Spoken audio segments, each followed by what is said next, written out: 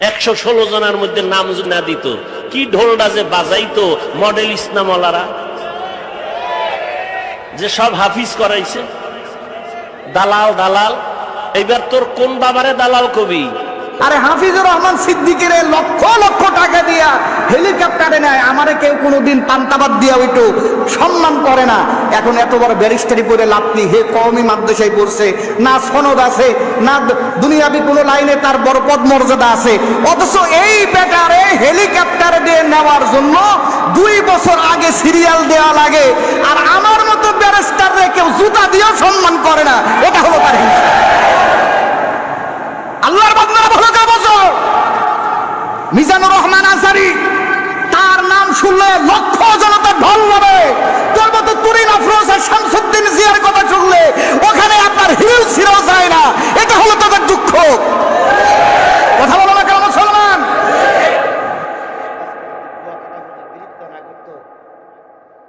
আজারি দেশে আসতো, কুয়াকাটা হুজুরি ষড়যন্ত্রের কারণেই আমির হামজা জেলে, কুয়াকাটার ষড়যন্ত্র করার কারণেই মামুনুল হক জেলে।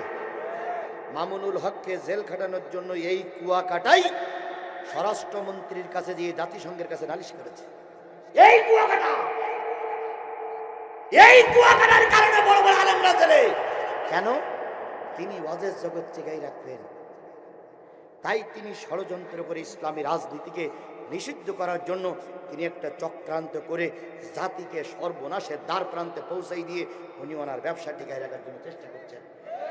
যদি বলেন হুজুর আপনার কথাটা সঠিক নয়, আপনি মিডিয়া খোলেন, পত্রিকা খোলেন, আপনি ভালো করে বিভিন্ন জায়গায় তদন্ত করে দেখেন, আমি যে কথাগুলো বলছি যদি বেঠিক হয় আমি আমার জিহ্বা কেটে দিতে বাধ্য থাকব।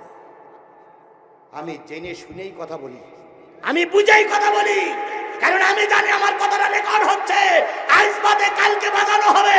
যদি মিথ্যা কথা বলি আমাকে অবশ্যই কাঠগড়ায় দাঁড়াতে হবে। আমি জেনে বুঝেই কথা।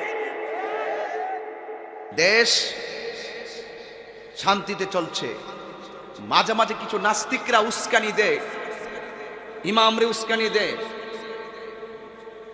মুয়াজ্জিনকে উস্কানি দেয়, উলামায়ে কেরামদেরকে উস্কানি দেয়। তারা নিজেরা উলামায়ে কেরামদেরকে, উলামায়ে কেরামদের ওয়াজ মাহফিলকে ধর্ম ব্যবসা বলে তারা বিভিন্ন ধরনের উস্কানি দেয়।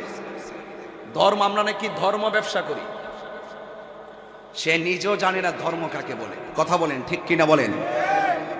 আমাদেরকে এসে ট্রিপল টাইটেল পাস করলাম, এত লেখাপড়া করলাম, আমাদেরকে ধর্ম শিখাতে আসে। শুধুমাত্র বেসিকলি কিছু জানলে ধার্মিক হওয়া যায় না। ধর্মের অনেক ক্লাস আছে, ওই ক্লাসগুলো জানতে গেলে আপনাকে কোরআন সুন্নাহর ইলম লাগবে। কথা বলেন ঠিক কিনা বলেন? আমরা নাকি লক্ষ লক্ষ টাকা পাবলিকের কাছ থেকে হাতিয়ে নিচ্ছি, আমরা নাকি পাবলিকের ধোঁকা দিয়ে টাকা নিয়ে যাচ্ছি। আপনারা গুরিরব যদি আমাকে এখন দাওয়াত না করতেন আমি কি এখানে আসতাম? কথা বলেন কেন? আমি কি আসতাম? আমাকে কে দাওয়াত করছেন? আপনারা দাওয়াত করেছেন, আপনারা দাওয়াত করে আমাদেরকে মাহফিলে এনেছেন, আপনারা আমাদেরকে হাদিয়া দেন, হাদিয়া দেওয়া সুন্নত, নেওয়া সুন্নত। কথা বলেন ঠিক কিনা? তারা আমাদেরকে বলে ধর্ম ব্যবসায়ী। আমরা এত টাকা নিয়ে কি করি? আমাদের টাকা পয়সার হিসাব চাইতে আসছে।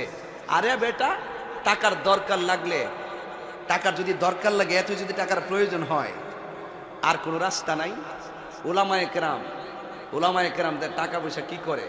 উলামায়ে কেরাম টাকা পয়সা নিয়ে সিনেমা হল তৈরি করে না, পতিতালয় তৈরি করে না, যাত্রার আসর করে না, দেশ বিদেশে নামে বেনামে বাড়ি করে না। উলামায়ে কেরাম টাকা নিয়ে, হাদিয়া নিয়ে ওরা মাদ্রাসা করে, ধর্মের প্রচার করে, নিজের সন্তানকে বেঈমান বানায় না, আলেম বানায়। ঠিক কিনা বলে? ওলামায়ে কেরামের কারণেই আন্দোলন হয়েছে, সংগ্রাম হয়েছে, বিপ্লব হয়েছে। জীবন দিয়েও ভারত থেকে পাকিস্তান নামে দেশ গড়েছে, পাকিস্তান থেকে বাংলাদেশ নামে দেশ গড়েছে। এর জন্য আলেমের ক্ষিপ্ত হয়েছে, আলেমকে উৎখাত করে ষড়যন্ত্র করতেছে। আমরা জানি, ইতিহাস আমাদের জানা আছে, ওলামায়ে কেরামের উপরে, মুসলমানদের উপরে যখন যেই জমানায় যে আঙ্গুল তুলেছে, ওই আঙ্গুল স্থানে থাকে নাই। যখন যেই জমানায় হাত উত্তোলন করেছিল, ওই শরীরের মধ্যে সেই হাত থাকে নাই। যেই জীবন দিয়ে উলামায়ে কেরামদের বিরুদ্ধে লড়ছিল, সেই শরীরের মধ্যে রূহ আর ছিল না। আমরা বাংলাদেশের উলামায়ে কেরাম, মুসলিম জনতা, মুসলমান ঐক্যবদ্ধ হয়ে এমন আন্দোলন করব, এমন আগুন জ্বালাবো,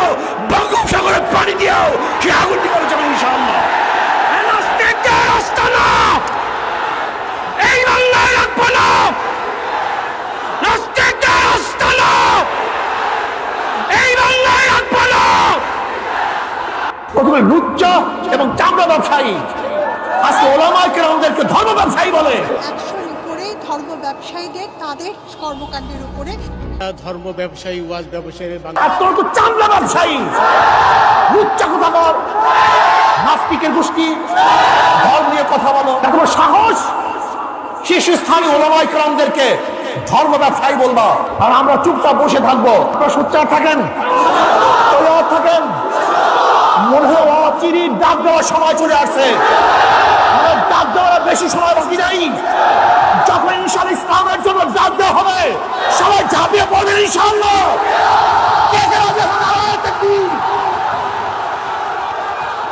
আর কিছু শয়তান তো বাংলাদেশে বের হইছে, যারা ওলামাদেরকে ধর্ম ব্যবসায়ী বলে। চামড়া ব্যবসায়ীরা ওলামায়ে কেরামকে ধর্ম ব্যবসায়ী বলে। 2-4টা কমার্শিয়াল বক্তা সমস্ত ওলামায়ে কেরামের ইমেজকে প্রশ্নবিদ্ধ করে দিচ্ছে। আপনাদেরকে আমার পরামর্শ থাকবে, আপনারা গলা আর সুর দেখবেন না, মুহাক্কিক আলেম দেখবেন। প্রত্যেক মাসলাকে কিছু মুহাক্কিক আলেম আছে। কমার্শিয়াল বক্তা ওলামায়ে কেরামের নাক কান কাটতেছে, এরা দাওয়াত দিতে গেলে কন্ট্যাক্ট করে 70,000 টাকা।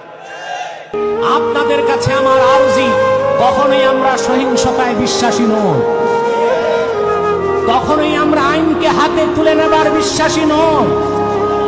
কিন্তু বাংলার স্বাধীনতার মূল চেতনা ইসলাম ও মুসলমান।